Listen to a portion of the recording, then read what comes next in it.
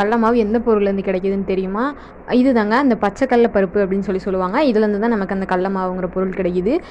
கடல மாவு, aloe vera gel இதை 2 தவிர வேறு எதுவுமே ஃபேஸ்க்கு போடாதீங்க. வாழைப்பழம் ஃபேஸ் பேக், பச்சை பாசிப்பயிறு அது இதுன்னு எல்லாத்தையும் ஃபஸ்ட்டு இன்டேக்காக எடுத்துக்கங்க. நல்ல ரிசல்ட்ஸ் கிடைக்கும். ஸோ இந்த கடல மாவு கூட நம்ம தயிர், பால் இல்லைன்னா ரோஸ் வாட்டர் இது 3ல் உங்களுக்கு எது பிடிக்குமோ அது மட்டும் சேர்த்து கலந்துக்குங்க. அதாவது தயிரில் அந்த தண்ணி மாதிரி இருக்க கன்சிஸ்டன்சியை மிக்ஸ் பண்ணிங்கன்னா நல்லா பெட்டர் ரிசல்ட்ஸ் கிடைக்கும்.